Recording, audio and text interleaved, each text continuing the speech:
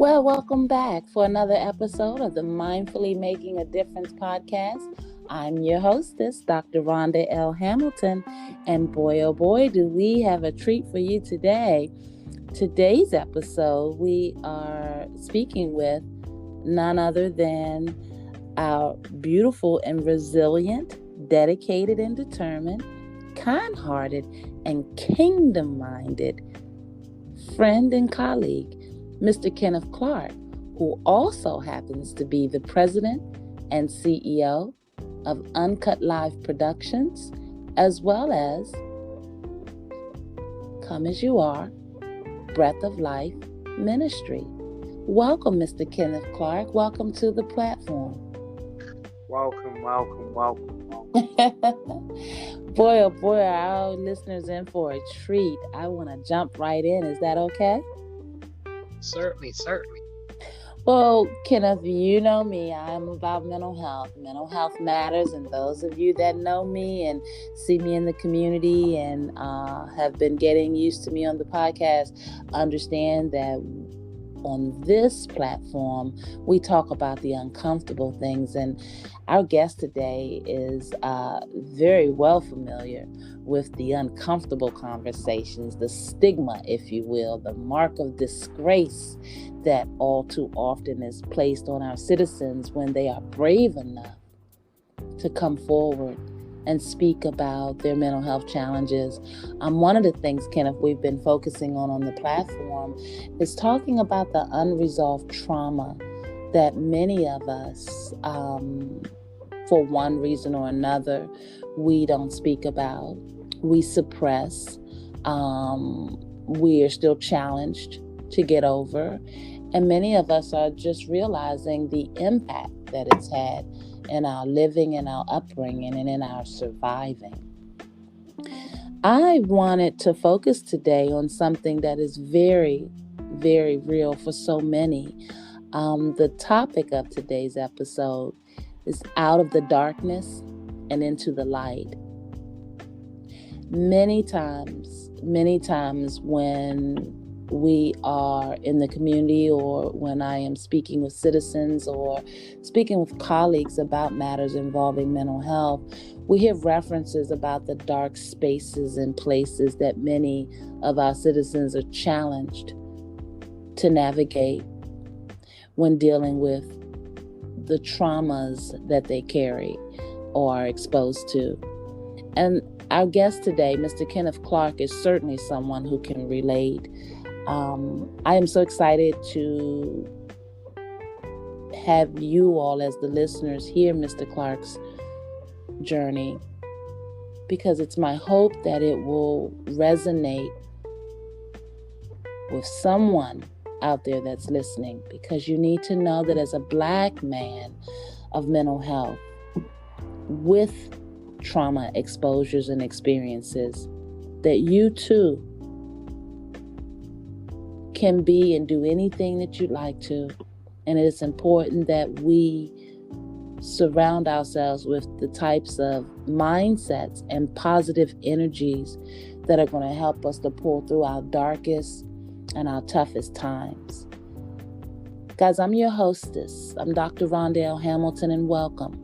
Welcome back to the Mindfully Making a Difference podcast. Today we're going to talk about something really deep. And all I'm going to ask you to do, if you hear anything that you like or that you can relate, we would really appreciate if you would like and share the podcast. Invite a family member, a friend to listen in. Let's heal together. You know how this works. We have to have your input if we're going to grow and be successful and go on to get this wonderful word out. Trauma is real. And for those of you out there who have been challenged to have your truth be acknowledged, for those of you out there who have been challenged to find your voice in order that you could speak your truth, it is my hope that you will hear something in today's conversation that will motivate you to come forward. You are not alone. As a matter of fact, CDC and NIH statistical data shows that 1 in 5 Americans pre-pandemic acknowledge that they were challenged with some aspect of mental illness. Now, coming through a pandemic where so many have been forced to be shut in, you can imagine how many more people are realizing that they too have trauma that they're carrying, trauma that has been unresolved and that has been allowed to manifest into mental health understandings. And so we do this work because we know that there are many of you out there that are suffering, and you do not have to do it alone. It's not funny when the joke is about you. Hey, Kenneth, I want to invite you to the conversation in that segue. I know oftentimes you've been so candid to share your experience and your journey. And in sharing your experience and your journey, one of the things that has always stood out for me is your resilient nature. My goodness, from being a child of foster care and witnessing abuse to pulling yourself up by your bootstraps and going after your college education. I mean, there are so many things about your journey that I'm excited about, your wonderful work in media and ministry.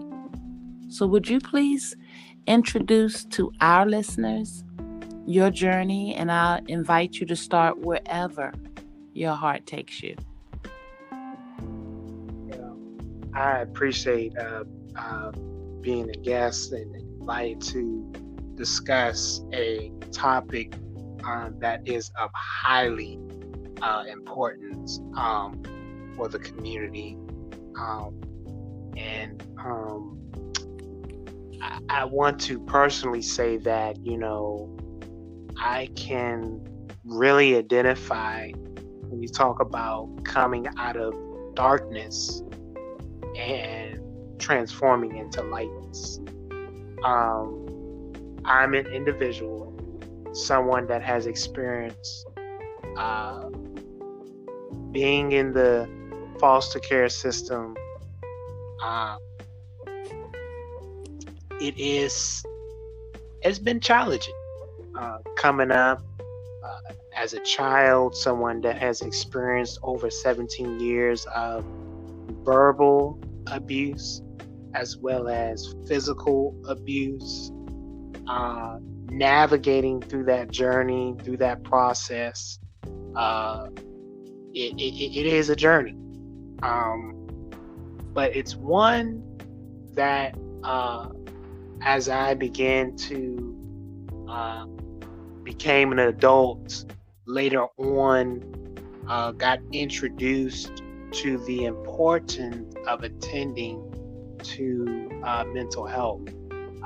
For me, because of my upbringing, really wasn't really exposed to the understanding of mental health, and what it looked like. You know what I'm saying? What it is. It wasn't, I want to say, it wasn't until I was age 24.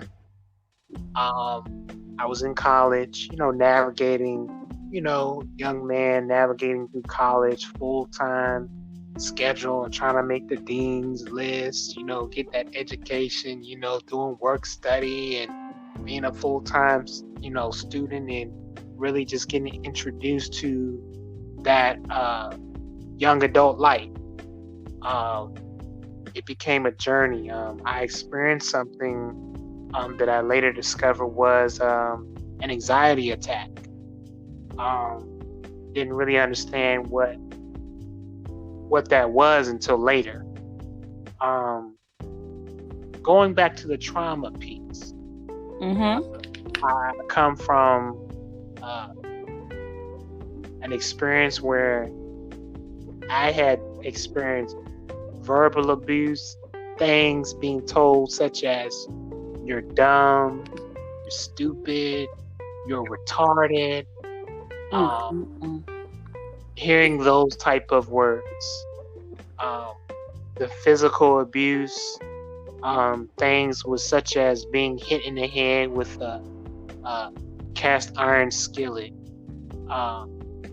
being brutally beat with pretty much any object that there was in sight. Come from an environment. It was some days where I was starved, wasn't fed. When it came to health and wellness, wasn't taken to the doctor. If I got sick, I just got sick. So I can relate to, the trauma. You know what I'm saying? Yeah. I want to stop you for a minute. It's your lived experience, so I'm sure for you can just go on and on. But I really would like to have you come up for air for a minute and just breathe, just to give our listeners time to digest. And because I really just want to acknowledge what you've lived through.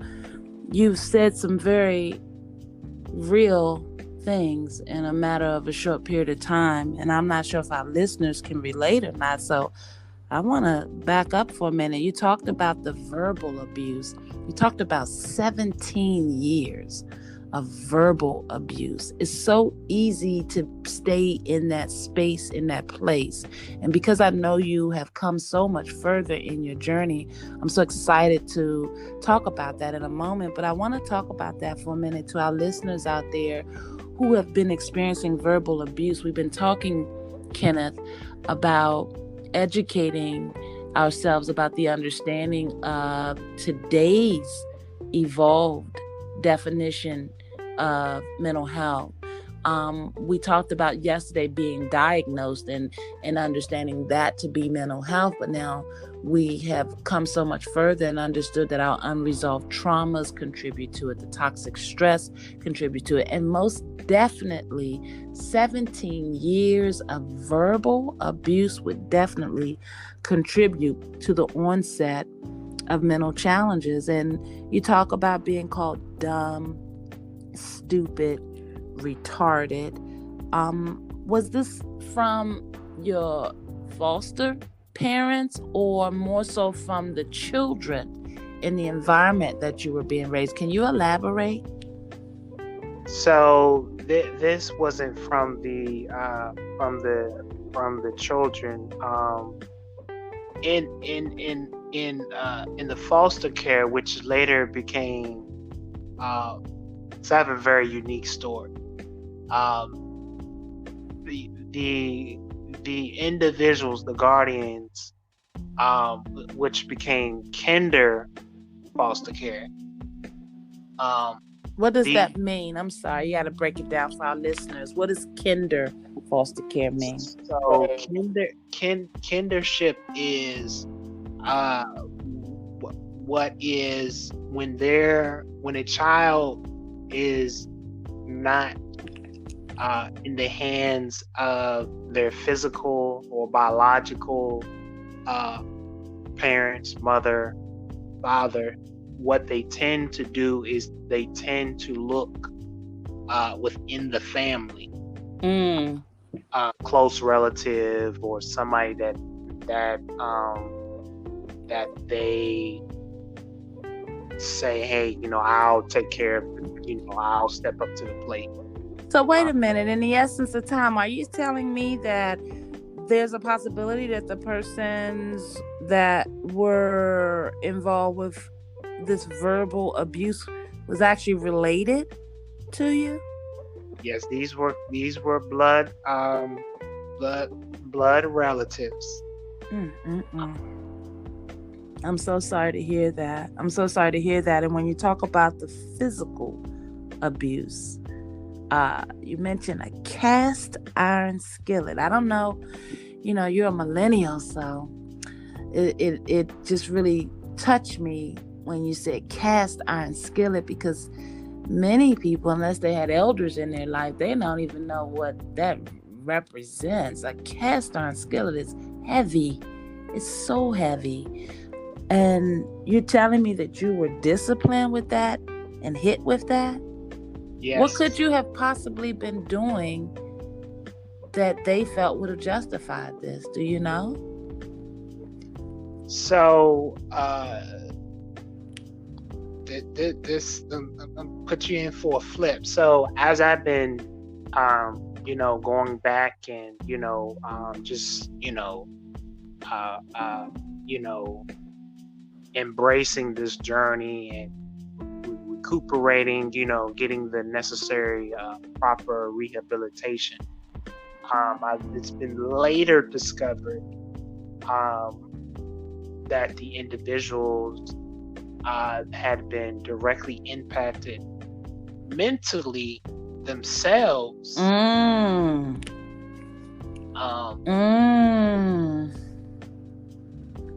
you know what they say. I'm already on it. Come on with it. What they say? Hurt people hurt other people. That is so true. And that is so important to reiterate. Hurt people do hurt people. They do hurt others.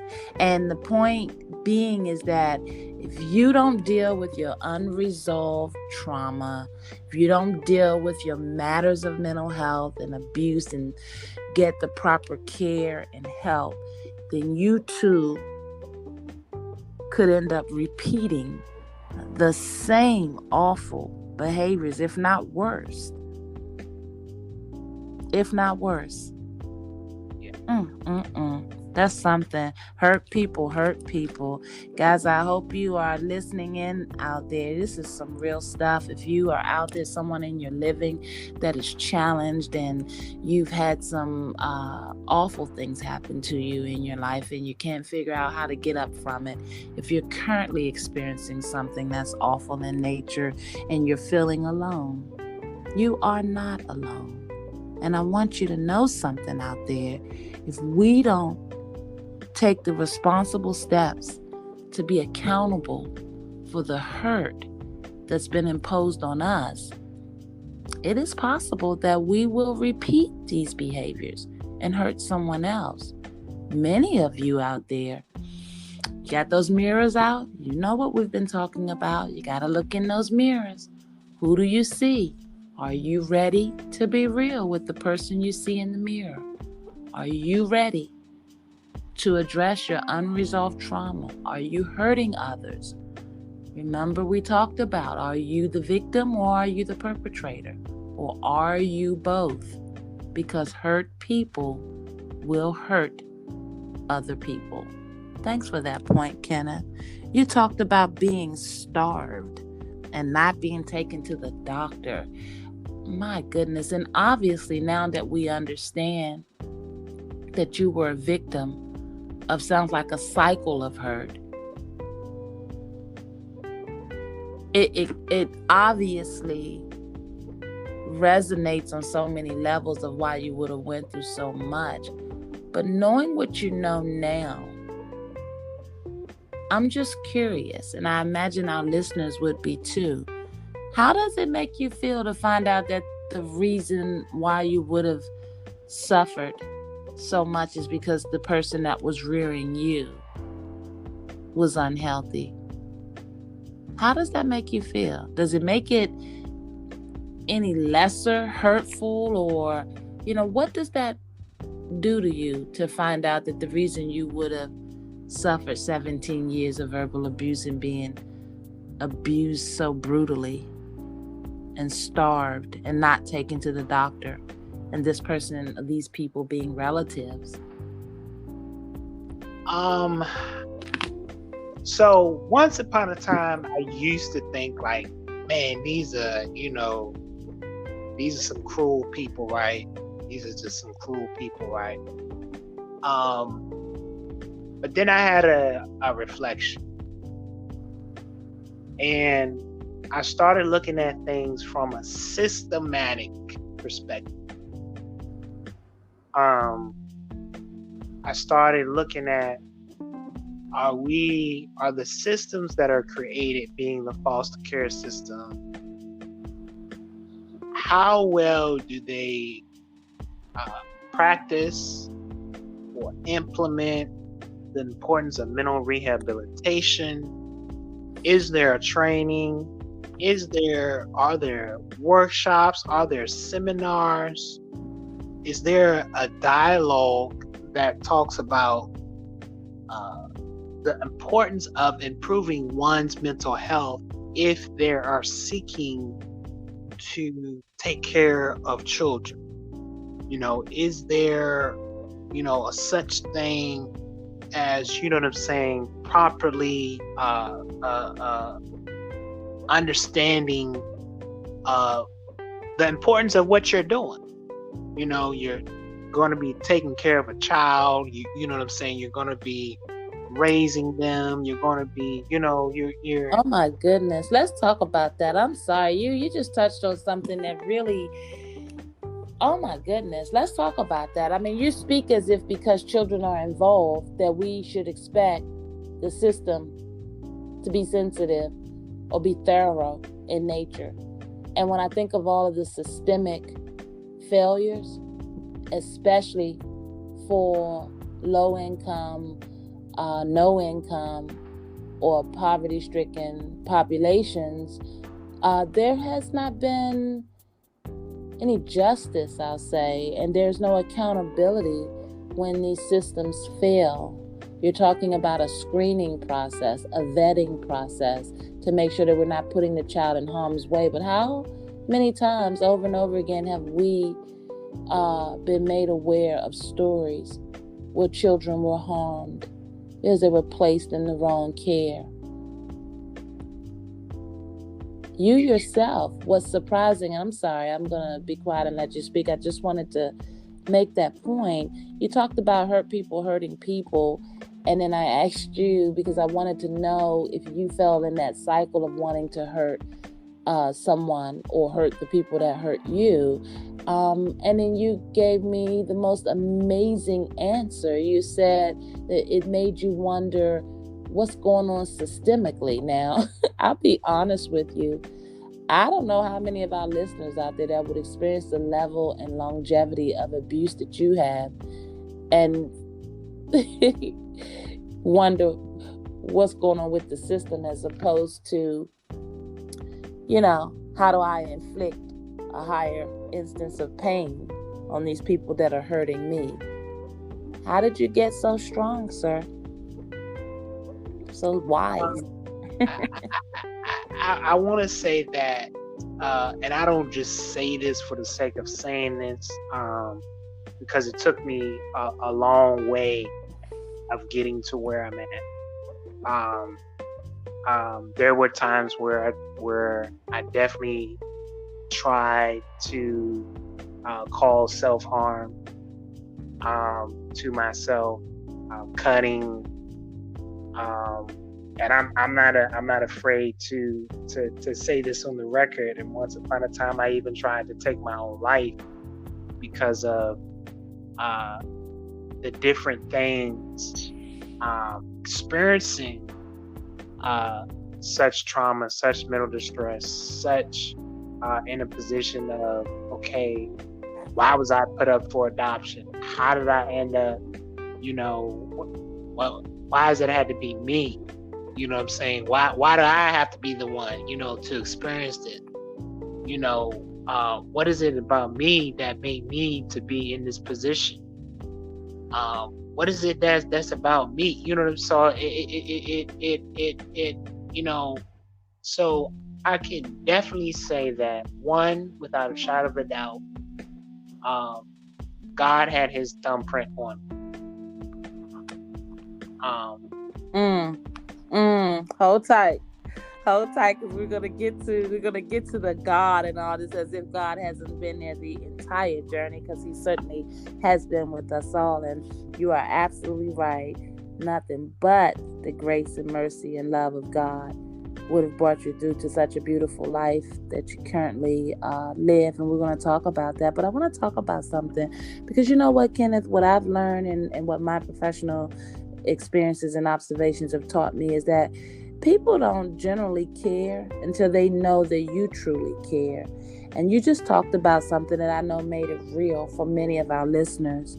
You talked about the reality of it not being easy to get to the space where you are, having lived with so many years of abuse. And I know that has to do with your ability to have reached out and received some level of therapy or counseling, which I do want to touch on shortly, which is so important on this journey. But you also touched on something that is so disheartening and why we continue to do this work. The reality that suicide is real. The reality that we won't reach all that we need to.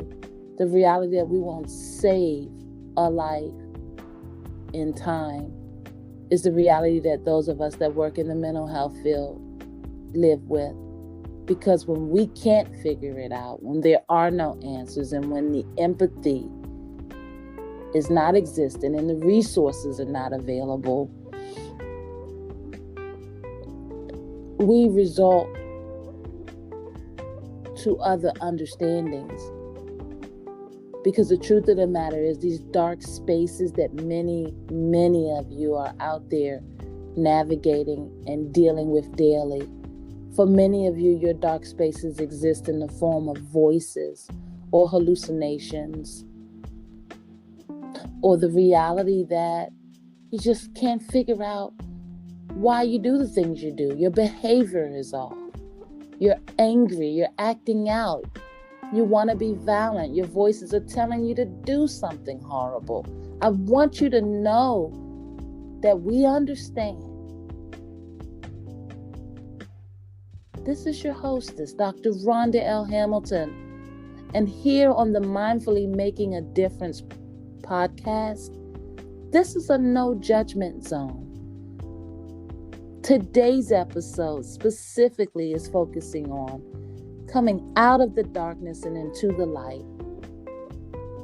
We've been exploring the understanding on our podcast series, the understanding of looking in the mirror and acknowledging who we are, and recognizing that ours too, no matter what, is a life worth living and a life worth loving.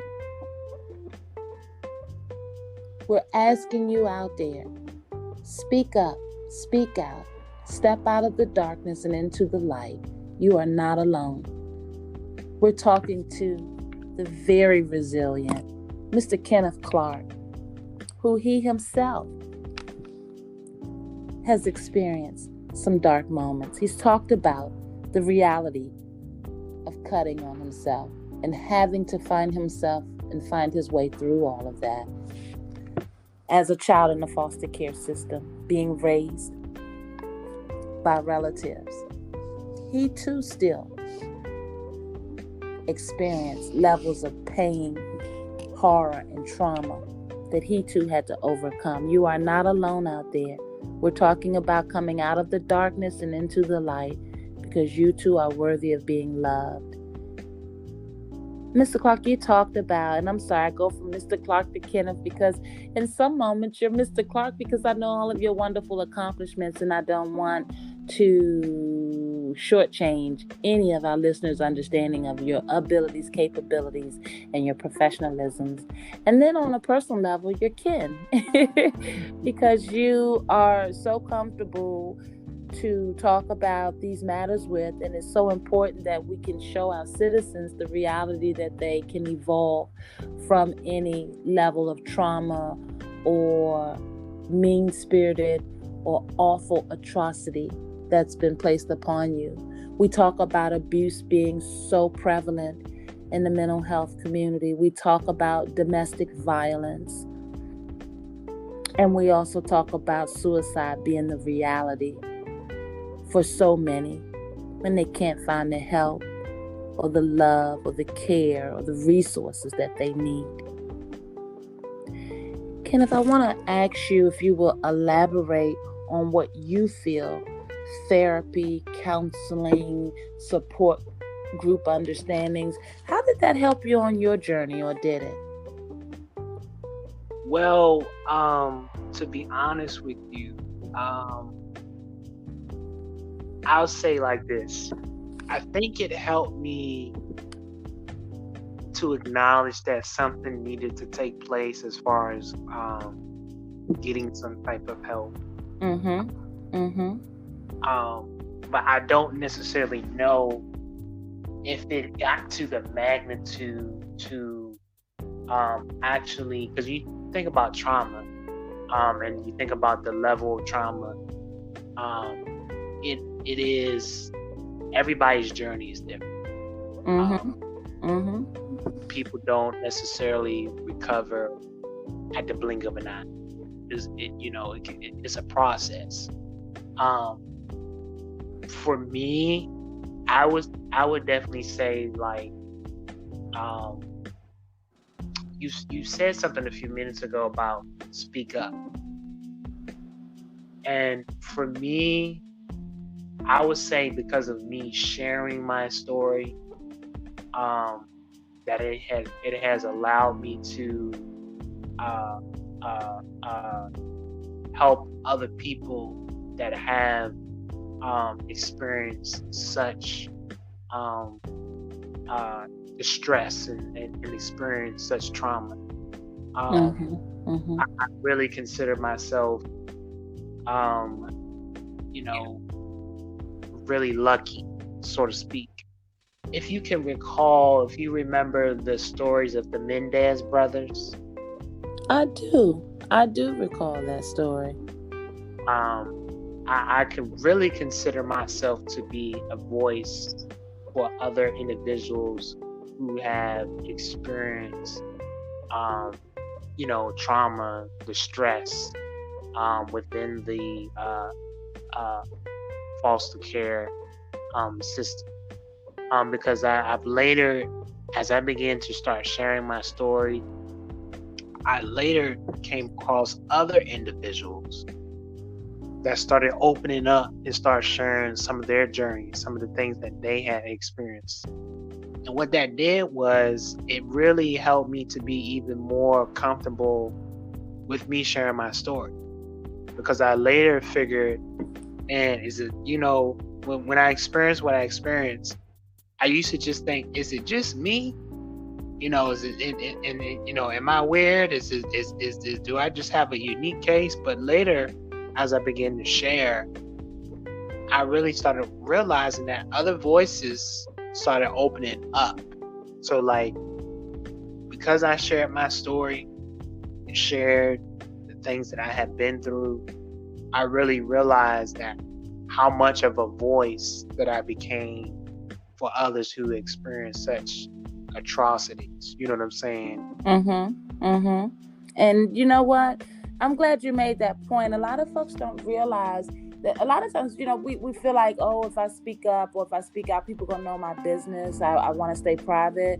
But what we don't realize is that by holding it back, we're holding back our therapy, our opportunity to be healed. Because as you just made the point, once you are able to recognize that you are not alone and that there's someone else who can relate to your level of pain, to your reality of the pain, then there's something inside of yourself that allows yourself to kind of let that wall down so that you can receive that empathy. Because a lot of times when we are going through traumas or abuse or trying to figure out our mental health, we're not feeling love. We're not in a space where we're receiving the love that we, in many cases, are deserving of. And so sometimes there's a disconnect with receiving what we need in the moment.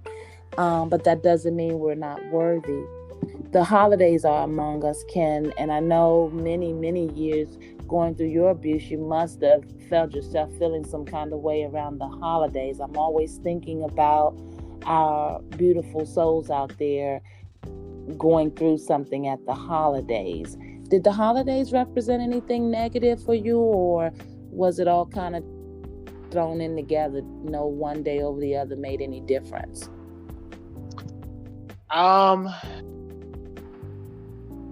It was really different. It was really different for me, because in my upbringing, so the Guardians didn't celebrate. They didn't celebrate holidays. Of course not. Wouldn't that just be the case? Now, was it religious reasons or financial? Do you even know? I would like to say it was a combination of both. Okay. Uh, Okay. a combination of both. Mm. Um, as you start matriculating, as I started, getting close to, that 18 year, age became more prevalent. It was like, man, I wish I could really be with individuals that, that would love me for me, and I could, really get that joy, that, to be around people that really care, celebrate the holidays, and be around individuals that are not going to just view me as just, them, that stigma, that label, um, you know, but really be around individuals that will value me for me just Mm. being me. And that's some powerful words you just said there, brother. Individuals that will value you for you. That is some real talk. And it is a few days before the Thanksgiving holiday. And there are families out there that are hungry. There are children out there that are being reared by unhealthy adults. And they too have those same thought processes, Kenneth. They don't understand why. And they want to know if there's someone that can just love them for who they are, or see them for who they are. And I make this point because as a people, we're walking around sharing some of the same realities and feelings and emotions, and still we're bottled up, and we are living in unhealthy states, and our children are trapped amongst all of that. If we don't do the work to find our voices, to be willing to speak out, speak up, to get the help that we need, to release that which has been suppressed within us, that which has been hidden by us, because we were ashamed, or because we didn't understand, or because we didn't want anybody to know, or whatever your reason is. Guys, it's important that we break the cycles out there, because as you heard our beautiful guest just say, hurt people will hurt people. And our children deserve to live different lives. Kenneth, I want to talk to you. Thank you for elaborating. The holidays are amongst us, and I know that you wear a couple of hats, and you are so active with our homeless population. And I have to believe that your beautiful heart is, just been so overwhelming for this population because of your experiences. With the holidays coming up and being a minister, and I want to touch on that a little more, how does the holidays and being a minister resonate for you, coming from the history that you come from? What must it be like walking in the shoes of Mr. Kenneth Clark, having survived and made it to the other side? What is it that motivates you the most? And then I'll ask you, what about your traumatic experiences stand out the most? So the thing that motivates me the most is like, I can relate with a lot of, the unhoused population, because in my journey, when I turned 18 years of age, I was shown the front door.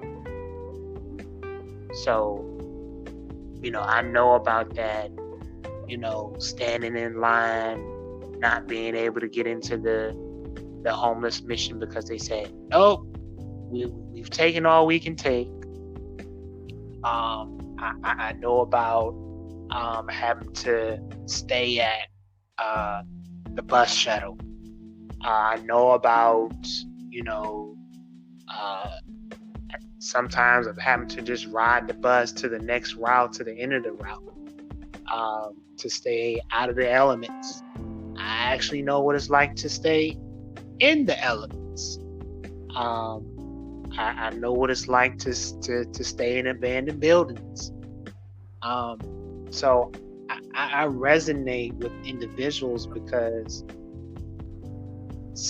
a lot of people think those that are unhoused, that they're just out there for the sake of being out there. But it takes somebody of courage. I like to say it takes someone who's kind of been there.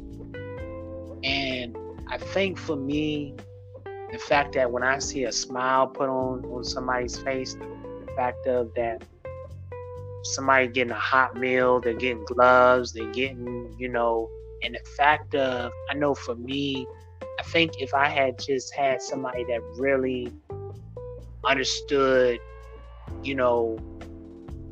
what I was going through. Sometimes I used to think like, is it anybody that's going to come rescue me? Because you young. Yeah. You're young, like, somebody going to come help rescue me and get me out of this situation. For me, it's the drive of seeing that smile, seeing that individual open up, and they begin to share that journey.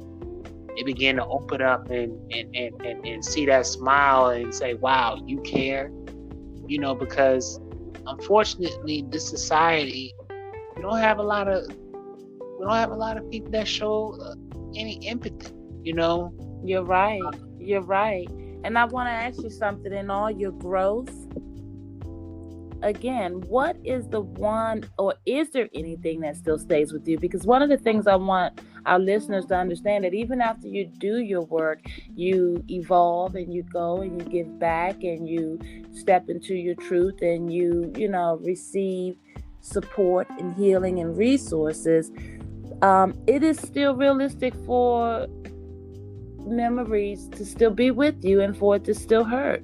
Is there anything that stays with you? Any one specific thing that you think of that stays with you that you can recall? I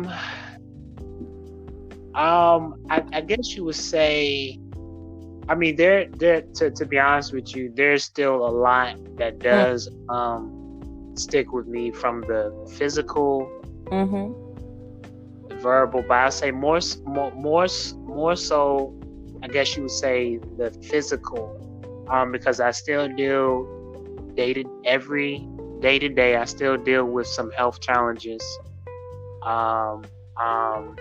It's sometimes I have flare-ups of where scoliosis affects me. Some days where I be in so much pain where I can't really get up.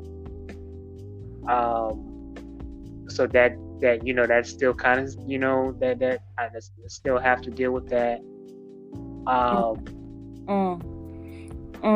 I thank you for being so candid. This is so real. Guys, this is your hostess, Dr. Rhonda L. Hamilton, and this is the Mindfully Making a Difference podcast. I am pleased and honored to be able to have a candid conversation with our guest this evening, Mr. Kenneth Clark, who is such a resilient soul, talking to us about his journey, and as if being a survivor of the foster care system and being horrifically and brutally beat and starved and hit with a cast iron skillet, we're finding out that Kenneth's scars are not just emotional, as many of us still carry and bear from our own journeys, but Kenneth still carries, obviously, the physical marks and scars from his journey and abuse. As you just heard him mention that scoliosis is a reality for him. And would you help our listeners, Kenneth, very briefly understand what scoliosis is, or what they should understand about scoliosis from your point of view? It is, if I can give a simplified way, it is individual.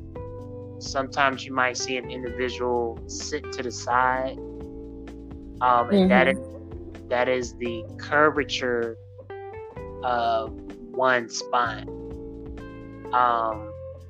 And depending, some have mild cases of it, some have severe cases of it. I'm one of the individuals that have a severe case of it. Is there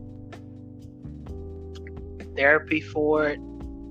There is therapy to stop it from getting worse, but if it had been provided when I was way much more younger, it may not have been as severe as it is today.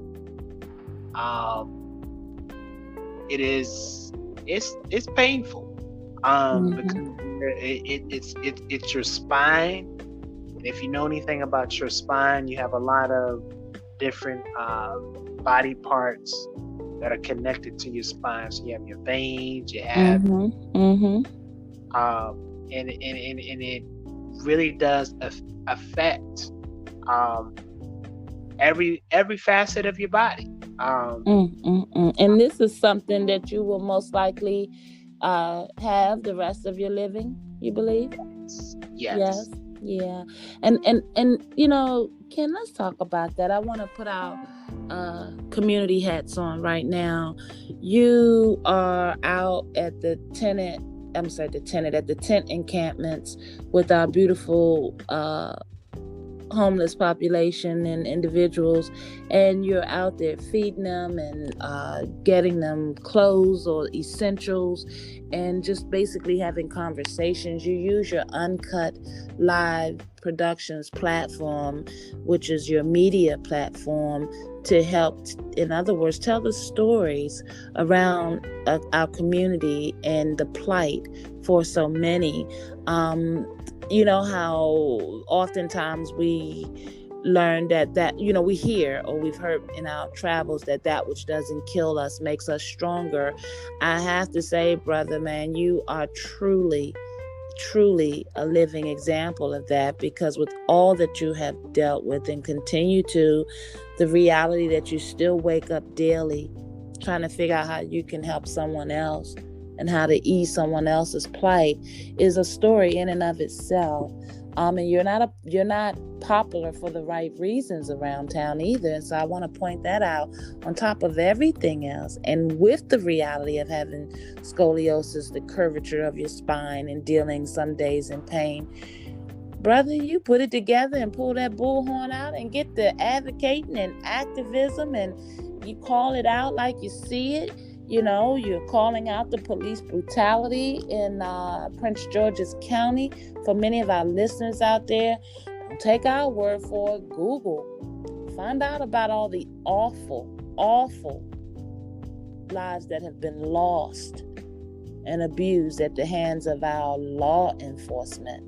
When we talk about mental health and unresolved trauma being real, I need our listeners to understand that does not stop because someone has on a uniform or carries a badge or a gun. We are human first. And Mr. Clark's reality and my reality and your reality is also the possibility of being a reality for many in our community who are tasked with providing security, policing, law enforcement. Guys, we're talking about some real stuff today. We're talking about coming out of the darkness and into the light. It is important to understand that hurt people will hurt people. When we look at this police brutality and we look at all the other issues that we are facing as a community, please don't rule out the reality of the mental health. When the guns are going off like they are, when our children are out of control and committing crimes, unheard of, unthinkable acts, please don't rule out mental health and unresolved trauma. It is an important conversation that must be had.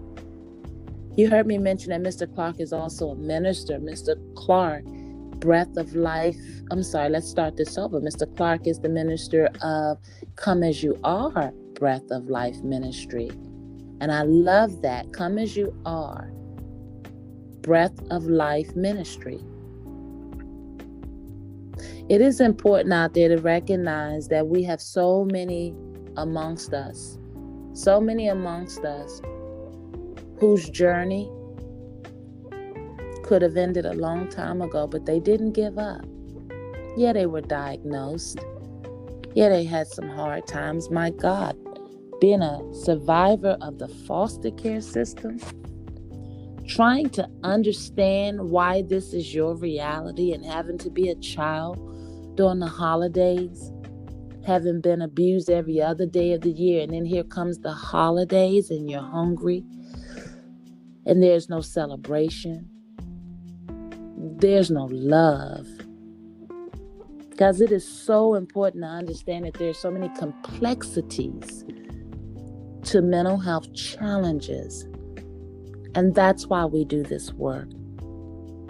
I'm very honored to be able to serve on the Healthy DCME Leadership Coalition, having served as the president and CEO of Am I Mother's Keeper Mental Health Advocacy Agency. We were able to witness and observe and administer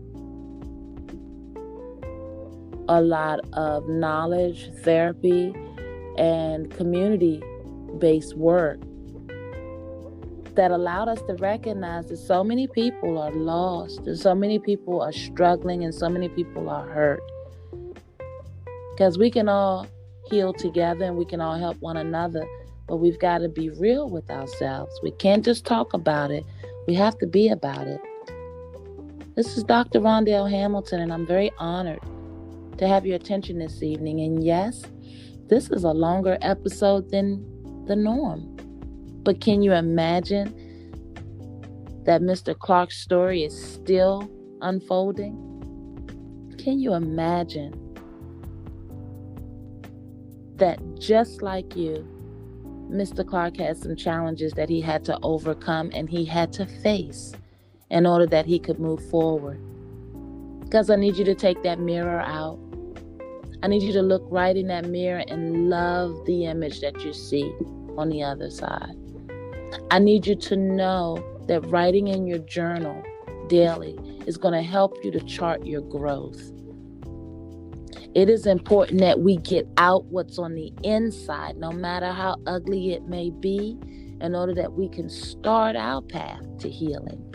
Everybody's journey is unique. Everybody is deserving of a quality life, and everyone is deserving of love. If you know someone out there, if you yourself are that someone and you're struggling, today's episode is dedicated to you. It's dedicated to your growth, dedicated to your bravery, and dedicated to your breakthrough, because you will break through. You will break the cycle. Mr. Clark, I thank you for helping us to save a soul today. I know that we've saved a soul or two, because these are not the kinds of things that we can talk about or that we want to talk about, but we must talk about. Today's episode is about coming out of the darkness and into the light, regardless of what your reality is. You too are deserving of love. Yours is a life that is worth living. It gets really hard. We understand. Whether foster care is your reality, whether you are a victim of a hurt person who is now hurting you, whether you've been diagnosed with some type of physical ailment as a result of being abused, whether you've been called retarded, hit upside the head with an iron skillet, whether or not you were beaten horrifically and starved, you too can make it.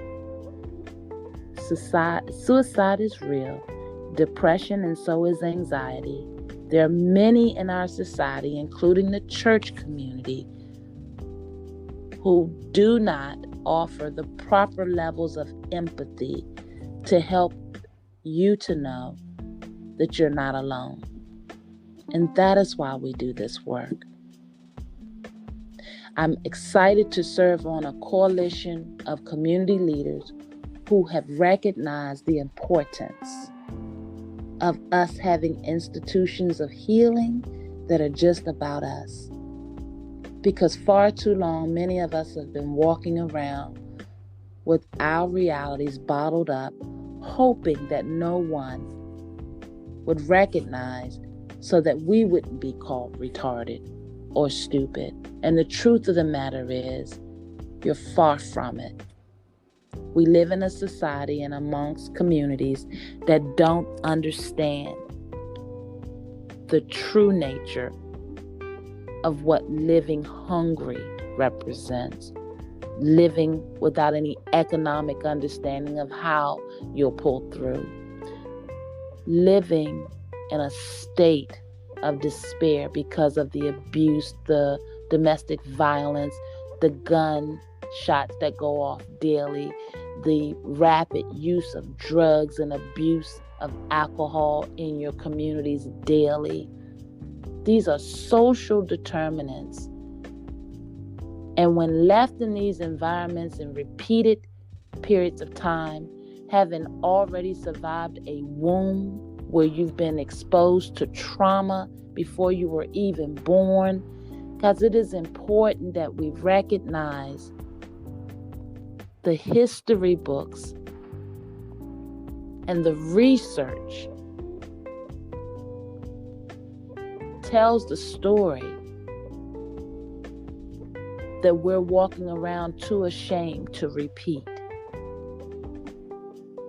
We are all deserving of love. And there are many things that we've been exposed to that we had no control over. What we can take control of is our healing and breaking the cycle. This is Dr. Rhonda L. Hamilton, and it has been my honor to interview and introduce to you the beautiful Mr. Kenneth Clark, whose journey is a made-for-TV movie, and I look forward to the day